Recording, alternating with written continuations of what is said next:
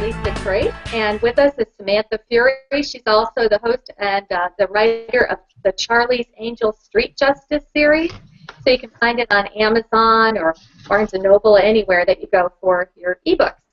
And today we're going to finish up our topic that we started yesterday, NanoWrimo Part 2, because there's just so much to talk about NanoWrimo. If you're just joining us, Samantha, you want to tell everybody what NanoWrimo is briefly? It's a contest where you try to write 50,000 words in a month, and if you do, you get bragging rights for starters that you did it. And a lot of people start out with their first novel that way, and it's just an exciting contest. It's very group oriented. There's lots of websites and forums that talk about it.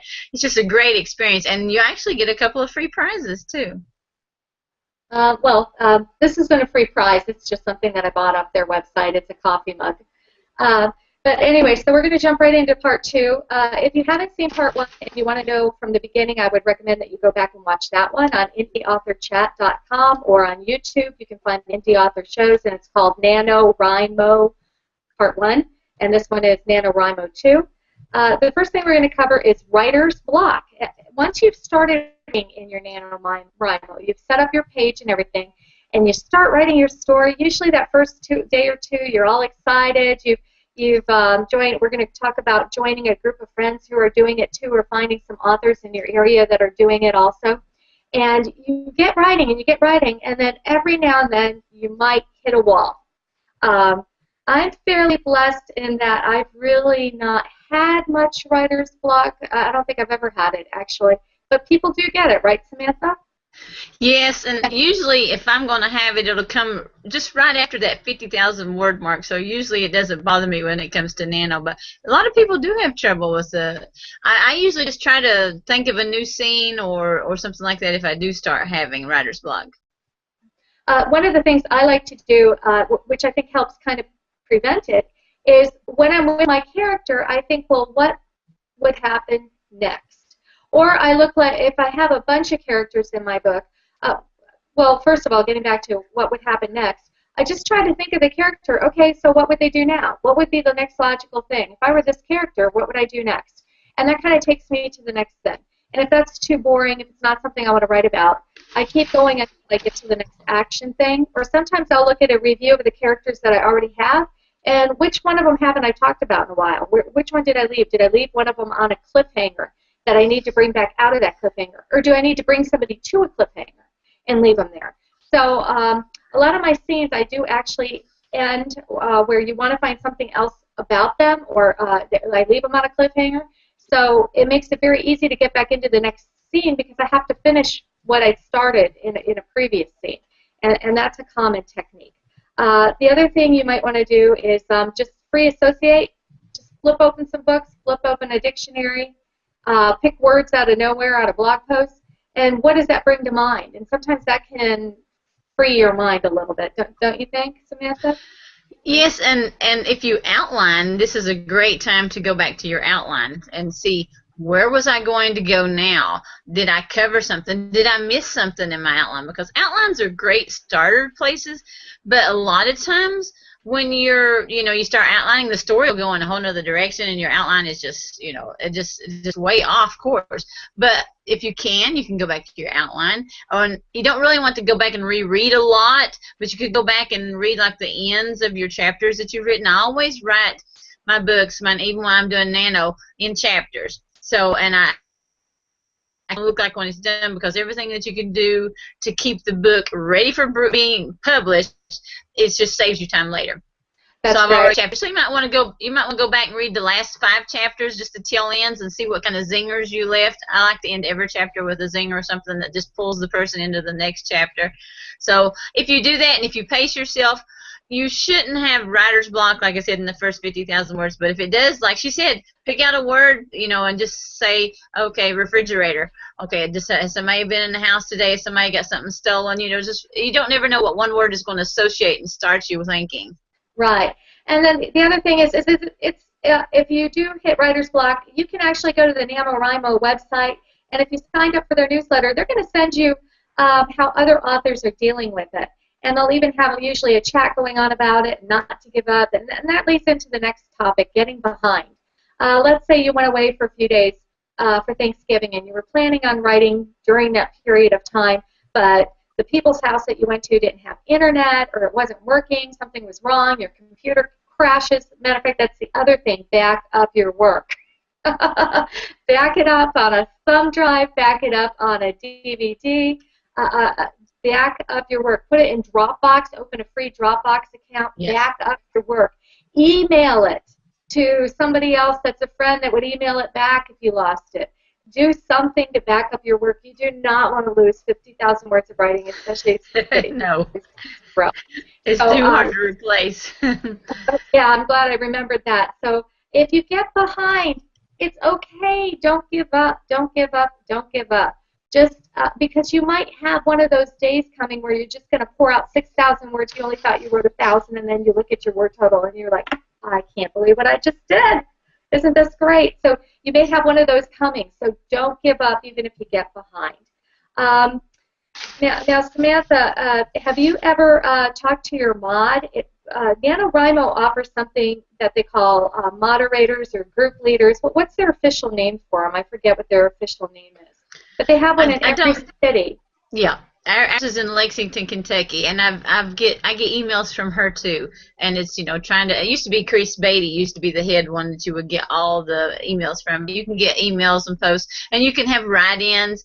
Like if you're having a really bad day, and you can go and and they'll all sit up in a little cafe, and everybody will gather around the table and just have writing. And that's going to lead us into our word wars. That's hard to say.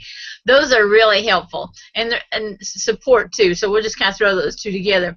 When you have more nano support, you're not going to get behind because you're going to check in with that group every morning, whoever it is, however you choose it, whether it be a forum or our nano Facebook group. It's a way to just get fired up. Okay, everybody else is writing, I'm going to jump in there and we're going to have like an hour-long war with each other. And whoever it just pushes you to hurry up and write some more words. And that support is great. Most of my support comes from online groups. And I don't live close enough where I can go to a write-in, so I have to lean on them. And the nano groups and the forums where you post how many words you did today, it just really inspires. Well, you go, well, I can do that, and it kind of inspires you to write more. And you will write more if other people are writing with you at that same time. You all are sort of like fighting. Well, I'm going to beat this person. I'm going to get more words than them. It's a competitive spirit, and it really helps. Well, what kind of groups are you close enough to go to a write-in, Lisa? Well, I live in a small town, but I live on the north side of a big city. And all the NanoWrimo groups are meeting all the way down in the south. And I went for an opening picnic for one and an ending picnic for one where my mod was. But then I wanted to do something up at my end of town, so I arranged my own write-in and invited everybody who lived at this, going to that mod site for that city. And I said, if you don't live near St. Pete and you want to meet more towards the north part of Clearwater, I'm going to be at the Barnes & Noble or at the Panera Bread or anywhere there's free Wi-Fi, and I'm going to be there and I'm going to do the write-in there. And what you might want to do is I recommend you also bring one of those power strips where you can plug in multiple outlets because most people only have an hour or two computer time. And so you can organize your own little write-up, or you can organize it at a library sometimes. But I found that the most successful write-ups are usually either during the day, if everybody can have the same day off, or late at night. And so you might want to go to a place that's open a little bit later and bring that power strip so you're not hogging all the outlets, and so you can all sit together. And you literally just sit together and write.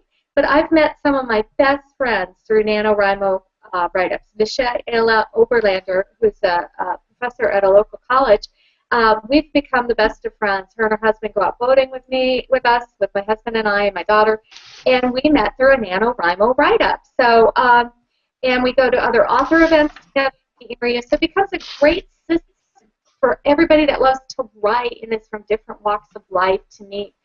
So I recommend joining a write-up or creating your own, even if it's just my first write-up. I think only Michaela and I showed up, and then I think my next write-up, I had like 6 people show up. And the next one, I think we had like 15. So I've gotten to meet a lot of people in the area that really enjoy writing, even if their goal isn't to get published. So It's a fun thing to do. And then, as Samantha mentioned, I go to the Writers Cafe on kindleboards.com. If you go to I'm sorry, it's not Kindleboards anymore. It's kboards.com. KBOARDS.com. Go inside the book bazaar, and in there you'll see a little link to the Writers Cafe. Go in there, and I guarantee there will be a thread of writers from all over the world. Mm-hmm. There's David Adams down in Australia, and there's people out in England, and there's people from France and the U.S., all over the world. They're in the Writers Cafe, and we'll have a thread going for NanoWrimo support, and I'll definitely be in there too, so you'll see Lisa Grace books in there. And Samantha Fury pops in every now and then over there too. And then we have the Word Wars. Word Wars are fun. You can kind of like pick a buddy or pick a group of people, and you see who can write. And because there's how many days in the month? 30? And different people will win different days. So, but the Word Wars are kind of fun. See who gets the most words written. If you're competitive, that really works. So, what are some of the fun things that you like to do during NanoWrimo, Samantha? Well, To me, we do the wars all year long. We keep the Nano group open, and we really helps us. It helped me bust out 70,000 words this month, and I'm just so happy with that. And so, I mean, you can continue Nano on sort of with the wars, but it's also fun. Like when you're in a group like that, you can go and you can say, okay, everybody has to use Jack in the story this week. Somewhere you have to figure it in right in a chapter. Sometimes they'll pick out really strange words that you might not, be able to use, and so you have to find some strange word. And sometimes when people are having the writer's block, we'll kind of go back to that for a minute, you can throw in, a ninja, they'll say. Throw in a ninja. That's a big thing on the Nano side. Everybody wants to throw in a ninja because they get stuck. And a lot of times it just takes, you might have to write something goofy in there to kind of get you writing again, and then maybe it'll kind of lead in back into your story. But so far, in the 6 years I've done I've never had to use a ninja yet, but who knows? You never know when you're going to get that writer's block. Since I'm saying I never get it, I'll probably get it this time. Have you ever had not writer's block, Lisa? Well, what I did for fun about the ninja thing is Samantha and I met through another writer's forum a long time ago, and I had a bunch of what I considered really good friends in there. And I thought it would be really fun. I was doing my very first NanoWrimo. I did a book called The 15th Star. And it'll be available in paperback in the next week or two, but it's been available as an ebook for about the last year now. And I went ahead and, Samantha's avatar name is Jax Girl. So I went ahead and I put a character in there named Jax. And I put another character in there named Lone Wolf. And one named Cecilia. And one named Tommy Lynn. And these are all people or avatar names from this other forum that I belong to. And it was just so much fun for me to include them because, I put them with the characters that I felt. I had other friends, too, that I didn't put in there, but it's because they didn't fit. My friend Della Sparks, there's a Della in the book, and she'll be in the book, too, in the Lisa Grace History Mystery Series. And so will Jax. And so there are some continuing characters that will be in there, and, of course, Lone Wolf will be in there. And so that's kind of something fun to do if you have a place for that, or if you have a person coming up with names. Just pull from avatars and friends that you've met elsewhere. And the other thing I like to do is I go to different groups to talk to people about writing. I love that. It's what I do for a living. It's what I do for a hobby. And it's what I've always done for fun since I was 5 years old. So it's just a part of who I am. Telling stories, I used to go with my girlfriends to the mall and I'd make up stories about the people. So it's just part of who I am. So I really like to share that because it obviously gives me a lot of joy. So Samantha, can you think of any other fun things that you like to do during NanoWrimo? Well, writing is, I'm like you, storytelling. I've been telling stories. I've been writing stories since I was 8, and I was telling stories before that because my mom would always have to set a plate at the table for little Jimmy from Puff and Stuff. I mean, he went with me everywhere. I'm sure she got tired of little Jimmy. But it's, writing is fun. Creating these characters, it is fun. I probably spend more time writing than I do anything else. I'll skip supper, because I'm on a scene and I just can't. So to me, Nano is a great month because I love to write and I love to talk about writing. That's one reason we do these shows, because we are so passionate about what we do. I mean, these people and these stories, they're real to us, you know. You really learn them. And Louis L'Amour was one of my favorite authors. And to listen to him talk about his characters, people that don't write wouldn't have a clue. I mean, but Chick Beaudry was real to him. He was a real person. It's just like Charlie and Angel. They're real to me. And so it's always fun to go visit these people. And Nano is a great time to learn new characters. And like when she added Tommy Lynn and Lone Wolf and all those names, those are people that she'll remember the rest of her life that joined her during that year at Nano. And Nano is like a family. It's like a group of people that all come together for one purpose, and that's to try to push yourself to write. Put yourself on that limb. Write stuff that you would never possibly think you would write. Don't worry about if you can fix it later. Just write it, and you will be shocked and amazed that when you really push yourself, how it turns out. It turns out really good most of the time. Right. That's something else I wanted to end the show with really quick. Is my project, the Angel in the Storm Book 2. I also did that as a NanoWrimo writing thing, but I did not hit my 50,000 words. So I was not a NanoWrimo winner that year. But Angel in the Shadows Book 1 and Angel in the Storm Book 2 were both optioned for a film with a major movie production company. So it's in development right now.